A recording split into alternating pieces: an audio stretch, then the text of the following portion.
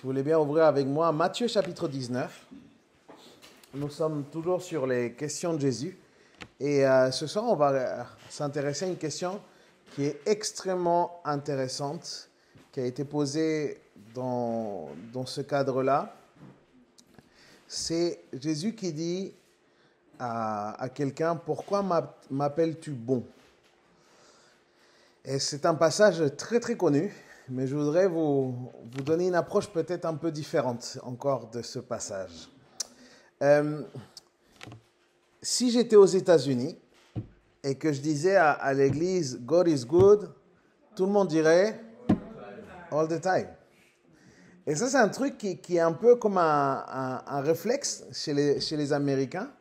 Quand on dit « God is good », all the time, c'est systématique. Et en fait, ça parle de la bonté de Dieu, en fait. Et c'est ce qu'on va parler aujourd'hui, de la bonté de Dieu.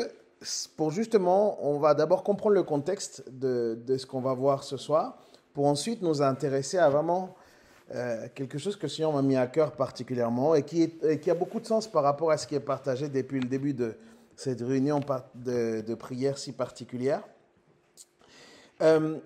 C'est un passage, les amis, dans lequel, si vous voyez le texte, ça va être donc à partir du verset 16. Mais juste avant le verset 16, si vous avez vos Bibles, vous avez autre chose qui est décrite, c'est un passage avec les enfants, où Jésus il est avec les enfants. Ce qui est certain, c'est que c'est un moment dans la vie de Jésus dans lequel il s'efforce de faire quelque chose de particulier. Il s'efforce de déconstruire auprès de ses disciples, auprès de ceux qui vont être ses apôtres, leur vision de ce qu'ils pensaient qui était le Messie, et particulièrement aussi leur vision de ce qu'ils pensaient qui était le royaume de Dieu. Je vous rappelle que pour tous les Juifs, la venue du Messie et ce qu'allait être le royaume de Dieu avait pour beaucoup un sens politique. Beaucoup cherchaient quelque part une sorte de force, parfois même niveau armé, comme s'il y avait quelque chose qui allait se lever et que ça allait être ça la manifestation du Fils de Dieu, ça allait être ça la manifestation particulièrement du Messie et du royaume de Dieu. Donc juste avant ce passage, comme on disait, on va avoir une situation où les enfants voulaient s'approcher de Jésus et les disciples même estiment que c'est de la perte de temps, que Jésus est comme quelque part par moment comme bloqué dans son passage et finalement ils vont lui dire ça sert à rien Jésus, ils vont empêcher et Jésus va dire n'empêchez pas les enfants de venir à moi parce que c'est à eux qu'appartient le royaume des cieux. Et qu'est-ce qu'il est en train de dire par là? Encore une fois, comme je vous le disais, il est en train de déconstruire quelque chose qui est dans la pensée des disciples, qui est profondément dans leur cœur. Et juste dans ce passage, on voit que Jésus veut leur montrer que le royaume de Dieu appartient à ces cœurs qui ressemblent à ceux des enfants. Des cœurs avec une certaine innocence, des cœurs qui avaient une certaine pureté due justement au fait qu'ils n'étaient pas pollués par une vie dans le péché. En fait, ils cherchaient dans le cœur, ils voulaient démontrer que dans le cœur des enfants, il n'y a pas une mauvaise ambition de quelque chose, de vouloir piétiner forcément les autres. Il y a plutôt chez les enfants un cœur vulnérable.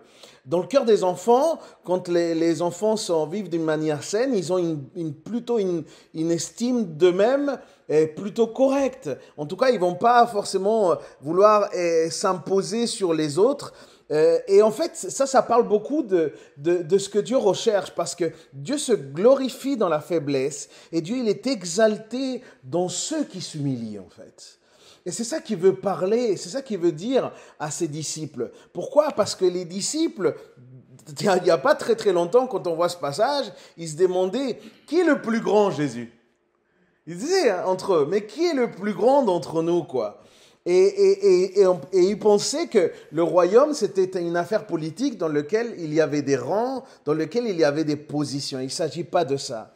Jésus va se servir donc de ces moments qu'il va vivre de manière très très spontanée, mais tout est dans la souveraineté de Dieu et prévu. Et il va se servir de ces moments pour justement transformer leur vision. Et il va arriver, et on va arriver là dans ce passage juste après, d'un jeune homme riche. Lisez avec moi. Matthieu 19, on va lire verset 16, il dit « un homme s'approcha et dit, « Bon maître, que dois-je faire pour de bon, pour avoir la vie éternelle ?» Il lui répondit, « Pourquoi m'appelles-tu bon? Personne n'est bon si ce n'est Dieu seul. Si tu veux, entre dans la vie, respecte les commandements. » Il va lui dire lesquels. Et cette réponse de Jésus, qui finalement est une question qu'il va lui poser derrière, en fait, est assez révélatrice sur comment est-ce que Jésus perçoit immédiatement la vision que ce jeune riche avait de ce Jésus-là. En fait, c'est très intéressant parce que ce jeune riche considérait Jésus comme un maître, comme quelqu'un qui enseignait. Il avait vu les enseignements, il avait entendu, il respectait quelque part. Mais il le respectait, entendez-moi bien, comme une figure religieuse. Et ça, c'est très intéressant. Parce que Jésus, c'est sincèrement, depuis le début, il sait ce que sincèrement est dans son cœur. Et il sait que s'il ne le regarde que comme un responsable religieux, ou comme une figure religieuse, eh ben, il ne va pas forcément devenir disciple comme les disciples que Jésus recherche. Et du coup, derrière cet éloge qu'on pourrait penser, quand il dit « maître bon », ben, en fait, ce n'est pas tellement une reconnaissance de qui est Jésus. Derrière ce maître bon, il y a plutôt une tentative de séduction de ce jeune homme pour pouvoir être proche de Jésus. Et Jésus, et Jésus essaiera justement, par la suite, on verra dans les versets qui suivent, il essaiera tout de même de lui ouvrir les yeux. Donc ce soir, c'est une question de vision qu'on va voir. Il essaiera de lui ouvrir les yeux. Verset 18 jusqu'à 21, il dit, Jésus répondit, « Tu ne commettras pas de meurtre. » Qu'est-ce que tu dois suivre? Jésus répondit, « Tu ne commettras pas de meurtre, tu ne commettras pas d'adultère, tu ne commettras pas de vol, tu ne porteras pas de faux témoignages. » Si vous avez suivi l'étude biblique, on a parlé de tout ça. « Honore ton père et ta mère et tu aimeras ton prochain comme toi-même. » Et le jeune homme dit, « J'ai respecté tous ces commandements et ça dès ma jeunesse. Que me manque-t-il encore ?» Et Jésus lui dit, « Si tu veux être parfait, et ça c'est très intéressant comme notion, hein, si tu veux être parfait, va vendre ce que tu possèdes, donne-le aux pauvres, et tu auras un trésor, très important aussi comme mot, tu auras un trésor dans le ciel, puis viens et suis-moi. » Je me suis intéressé à cette notion d'être parfait, puisque Jésus lui dit ça. Ah bon, tu réponds à tu réponds vraiment à chacun des commandements. Donc, tu veux devenir parfait. Regardez ce qu'il va lui dire ici. Dans le contexte être parfait, il est en train de dire être complètement, être complet en fait. C'est cette notion quand la Bible parle d'être parfait, c'est le fait d'être complet. Mais complètement quoi? Eh bien, complètement juste. Et en fait, la justice de ce jeune homme riche, elle manifestait quelque part un accomplissement de la justice et des commandements, mais un accomplissement de la justice extérieure. Et c'est ça qui est important. Ce jeune homme, de manière extérieure, manifeste absolument toute la justice de Dieu. Mais c'était pareil pour les pharisiens, c'était pareil pour les docteurs de la loi. Et ils respectaient profondément la loi. Ils essayaient de respecter à la lettre la loi. Mais il y a une justice qui va au-delà de celle qui est extérieure, c'est la justice intérieure. Et cette justice intérieure, c'est celle-là qui est parfaite. Et en fait, c'est ça qu'il est en train de dire. Si tu veux être juste complètement, si tu veux devenir parfait, il faut qu'il y ait une justice intérieure en toi. Et pourquoi il dit ça? Parce que même si apparemment tu accomplis tout ce qu'il faut, les Écritures vont dire qu'il n'y a pas un juste sur terre. Il n'y en a pas un seul. Tous ceux qui se considèrent parfaits ou justes, en fait, ils ne le sont pas. Et lui, ce qu'il est en train de dire, il y a une parfaite, il y a un accès à cette justice parfaite, mais il n'y a qu'un seul moyen finalement. Et vous et moi, maintenant nous le savons, que c'est en Christ que nous sommes justifiés. C'est en Christ que nous avons la justice. Et quand nous sommes justifiés par Christ, nous sommes considérés comme totalement justes devant Dieu. Et voilà ce qui est parfait. Et c'est ça qui est en train de se jouer à ce moment-là. Verset 22, continuons à lire. Verset 22, il dit, « Lorsqu'il entendit cette parole, le jeune homme s'en alla tout triste, car il avait de grands biens. » Et ça parle vraiment de notre rapport et de notre compréhension et de notre vision sur Dieu. Ce jeune riche n'arrive pas à voir qui est devant lui.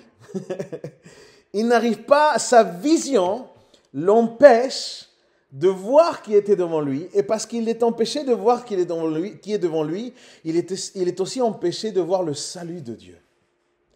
Parce que c'est ça que Jésus est venu lui apporter. Entendez-moi bien, encore une fois, le problème de ce jeune riche, comme tout le monde le dit, n'est pas l'argent. Le problème en soi n'est pas d'être riche, parce que si ce jeune homme, le problème c'était qu'il soit riche, eh ben, la Bible dit, ne sois pas riche, aurait dit quoi, ne sois pas riche. Or, même Paul, quand il parle à Timothée, il me semble, il y a un texte dans lequel il dit comment est-ce que les riches doivent se comporter dans l'assemblée, ce qui laisse entendre qu'il peut y avoir et qu'il doit y avoir aussi des personnes avec des grands moyens dans l'église. Donc le problème n'était pas la richesse, le problème c'était la place de la richesse dans son cœur. Le problème, c'était ce qui se passe dans le cœur. Et c'est toujours ça le problème, les amis. Ce qu'il y a dans notre cœur comme richesse, ce qu'il y a dans nos cœurs comme trésor, ce que toi et moi on considère comme trésor, peut nous empêcher d'avoir une bonne vision de Jésus lui-même. Peut nous empêcher de voir ce que Jésus veut qu'on voit. Et il est là le truc, les amis. Avoir une vision correcte de Dieu est d'une importance vitale. Et parce qu'elle affecte tous les domaines de nos vies, en fait. La leçon dont nous percevons là du Seigneur, c'est que si nous voyons Dieu d'une manière, par exemple, si nous voyons le Seigneur d'une bonne manière, et qu'on ne le voit pas d'une mauvaise manière, on sera renforcé dans la foi. Notre foi sera renforcée, mais si on ne le voit pas de la bonne manière, ça provoquera de l'incertitude. Et une bonne et une mauvaise vision. La façon dont nous percevons le Seigneur, en fait, nous donnera du courage ou attisera des craintes. Nous donnera le courage si nous avons vraiment confiance que lui, il gère absolument tout, qu'il est souverain dans nos vies, ou attisera des craintes si on a une vision de Dieu comme un père fouettard. Vous voyez, il y a des différences. La façon dont nous apercevons le Seigneur nous amènera à l'obéissance ou alors il nous mènera à la rébellion. La façon dont nous percevons le Seigneur nous poussera à rechercher sa volonté ou alors à suivre notre propre chemin. La vision dont nous percevons le Seigneur nous rapprochera de lui ou alors nous éloignera de lui. Et c'est exactement ce que ce jeune riche a vécu. Voyez-vous ? Et c'est tout ça qui est en jeu. Et parce que c'est tout ça qui est en jeu, nous devons continuer, vous et moi, à encore mieux comprendre le Dieu que nous servons. Nous devons encore plus nous intéresser. La seule façon d'obtenir une façon précise du Seigneur est de voir comment lui-même se décrit dans les Écritures. Et c'est ça en fait qui va marquer la différence. La Bible est remplie de descriptions des attributs ou des caractéristiques de Dieu. Et tout cela nous aide à comprendre, nous aide à connaître ce Dieu. Le psaume 118, verset 1, nous dit quelque chose de fort. Il nous dit « Rendez grâce à l'Éternel ». Soyez reconnaissants à l'Éternel. Pourquoi ? Car il est bon, car sa miséricorde dure à toujours. La bonté de Dieu et sa bienveillance envers nous durent à toujours, les amis. Et puisqu'il est infini et éternel dans ses attributs, ça veut dire qu'il sera et il est toujours bon. Quoi qu'il se passe, Dieu reste bon. Dans tout ce qu'il fait, il le fait pour le bien. La bonté de Dieu est quelque chose de constant. C'est quelque chose que vous pouvez avoir comme une solidité dessus. Sa bonne volonté ne vacille pas. elle demeure ferme. Il n'est pas bienveillant parfois et moins bienveillant à d'autres moments. Mais le dilemme, le souci que vous et moi on a, c'est que parfois nous sommes confrontés, nous, à certains aspects de la vie qui ne sont pas forcément bons. Nous vivons des saisons qui ne sont pas forcément bonnes, mais ces éléments ne nient pas le fait que Dieu demeure bon, en fait. Et c'est ça que nous devons voir. Chaque bénédiction que nous recevons nous vient du Père. Et en lui, il n'y a aucune ombre de variation, nous dit la parole de Dieu. Et Dieu manifeste sa bonté de différentes manières. Parfois, le problème, c'est que nous comparons notre situation à celle des autres. Et on regarde ce qui se passe avec l'autre. Et on voit parfois, le psalmiste, il a un psaume très très beau, mais dans ce psaume-là, il est confronté parce qu'il dit, je ne comprends pas, le méchant, il est béni, et moi, je ne suis pas béni. Vous voyez, on se compare parfois dans des situations, et nous concluons par moments que Dieu n'est pas si juste que ça, parce qu'il ne nous traite pas de la même manière que quelqu'un d'autre. Et ça, c'est encore une mauvaise perception de Dieu. Mais l'attribut de la bonté de Dieu, encore une fois, reste constant, même si son expression varie d'une personne à une autre.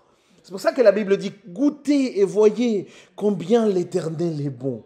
Heureux l'homme qui se confie en lui. Craignez l'Éternel, vous ses saints, car rien ne manque à ceux qui le craignent. Un autre verset nous dit, nous savons du reste, que toute chose, bonne ou pas bonne, difficile ou facile, toute chose concourt au bien de ceux qui aiment Dieu, ceux qui sont appelés selon son dessein, Romains 8, 28. Dieu nous dit que pour vivre la bonté de Dieu, il faut qu'on soit dans le chemin de la bonté. Ceux qui marchent avec lui obéissent. Voilà quand on reconnaît quelqu'un qui marche avec le Seigneur. Ceux qui marchent avec lui lui obéissent. Et du coup, ceux qui l'aiment, ils sont appelés selon son dessein, et ceux qui l'aiment et qui lui obéissent bénéficieront, toujours de la bienveillance abondante et infinie de Dieu. Son chemin de bonté est pour tous ceux qui marchent dans cette droiture, et pour ceux qui essayent tant bien que mal de pouvoir s'attacher à ce que le Seigneur leur demande. Et c'est ça, en fait, la particularité. C'est que parfois, notre perception des choses vient modifier notre perception de Dieu. Et là, on a un problème. Parce que la bonté de Dieu, elle est ce que Dieu dit de lui-même, en fait. Et bien souvent, nous ne pouvons pas voir la bonté de Dieu envers nous. Parce qu'on ne comprend pas, encore une fois, ce qui se passe avec les autres. Et nous portons des jugements basés sur les biens matériels de l'autre, se basant sur le physique de l'autre, sur les circonstances de vie de l'autre. Mais le Seigneur, dans sa sagesse, c'est qu'il sait très bien que pour chacun d'entre nous, les amis, avoir tout ce que nous voulons n'est pas le mieux pour nous. Avoir tout ce que nous désirons n'est pas ce qu'il y a de mieux pour nous. Sans doute, si Dieu nous accorde tout comme des enfants pour y gâter, eh bien, on va l'oublier, ce Dieu. On va le laisser de côté. On va même prétendre qu'il nous doit ces choses-là, en fait. Il utilise, du coup, les difficultés, la souffrance pour nous faire mûrir, pour nous apprendre encore plus de lui, pour nous apprendre à faire confiance, à compter sur lui. Il a judicieusement tracé le meilleur chemin pour que chaque personne puisse accomplir son bon dessein à lui. Et il faut comprendre une chose, aucune vie ne ressemblera à une autre. Tu peux examiner la vie de ton frère toute ta vie, jamais ça sera pareil qu'encore une autre personne. En nous soumettant à son chemin, au chemin de Dieu, et en marchant avec obéissance devant lui, on va goûter forcément, et nous verrons forcément son amour, son attention abondante, parce que c'est un Dieu qui est bon, en fait. Et il existe différentes expressions d'amour. Le Seigneur manifeste sa bonté de diverses manières. Et il y a des choses qui sont plus évidentes que d'autres surtout lorsqu'on est à bout de force et nous avons besoin de son aide. Et il y a des choses qui sont là et nous devons compter sur cela. Je vais vous en parler de trois manières très différentes, de manière très brève ce soir, de comment est-ce que Dieu manifeste sa bonté. Il le manifeste au travers de sa miséricorde. Dieu est bon et il se manifeste au travers de sa miséricorde. La miséricorde de Dieu, les amis, et son amour tendre. Dieu a une tendresse pour chacun d'entre nous. Et son souci exprimé envers chacun d'entre nous dans nos moments de détresse. Sans sa miséricorde, nous serions tous perdus. Parce que nous avons besoin même de sa miséricorde pour être sauvés. Sa miséricorde est fondamentale. Personne ne peut être sauvé s'il ne reconnaît pas sa condition désespérée de pécheur et qu'il ne crie pas justement miséricorde à Dieu. Donc la miséricorde, c'est quelque chose de fondamental, mais la miséricorde de Dieu ne se limite pas simplement au salut. Jésus, la Bible dit qu'il est notre souverain sacrificateur et il compatit avec nos faiblesses et il nous invite au trône de la grâce où nous recevons encore jour après jour miséricorde et nous pouvons trouver grâce pour l'aide dans notre temps de besoin.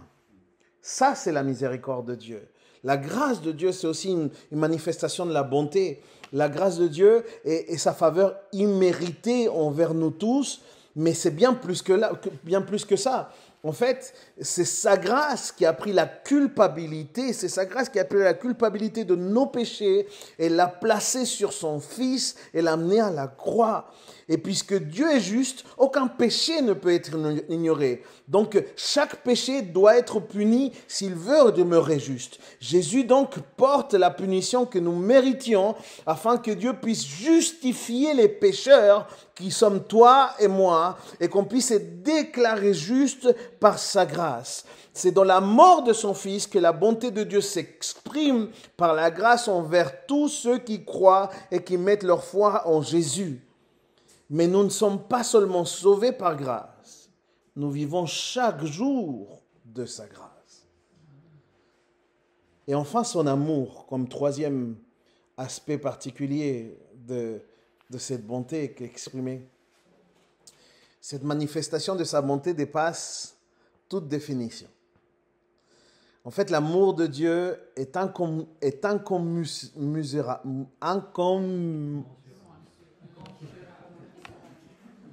Seigneur, cette langue.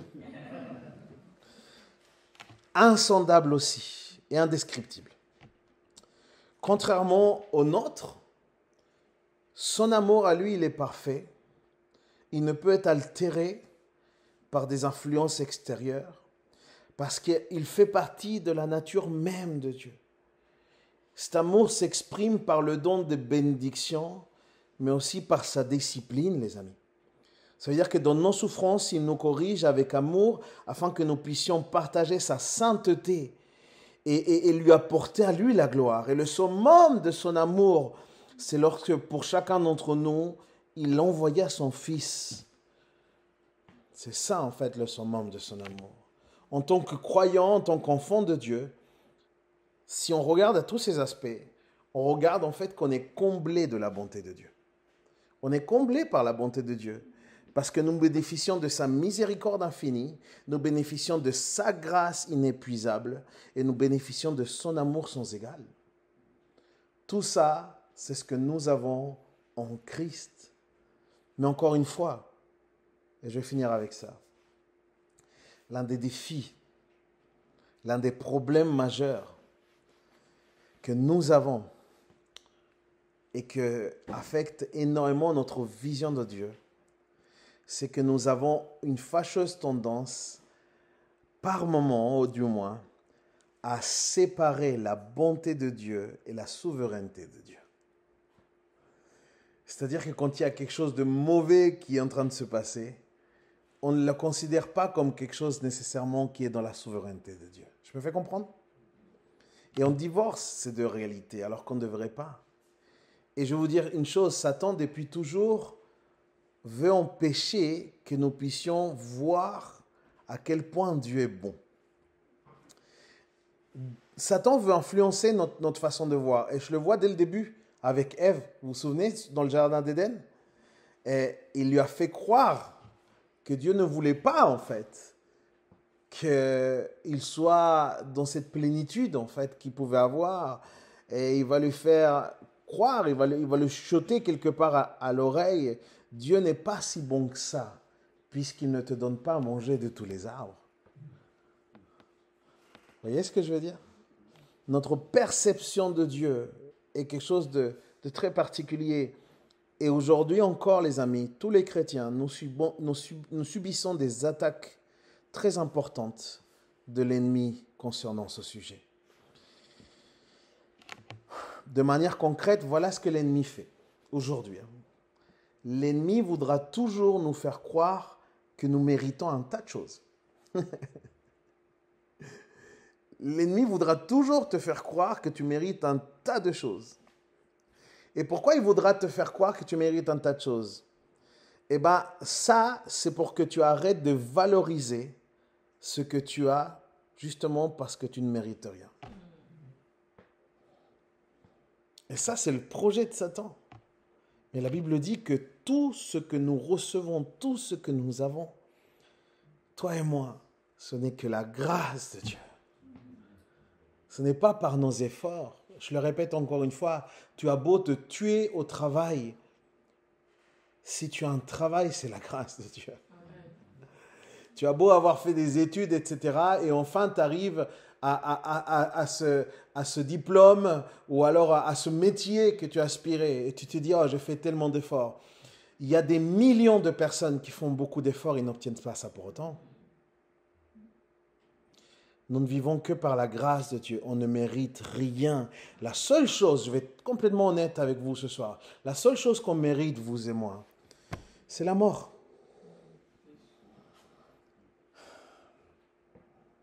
La seule chose. Parce que le salaire du péché, c'est la mort. Et jusqu'à nouvel ordre, toi et moi, nous péchons. C'est la seule chose qu'on mérite. Regardons, pour conclure. Si la question pour le jeune riche, c'était « Pourquoi m'appelles-tu bon ?»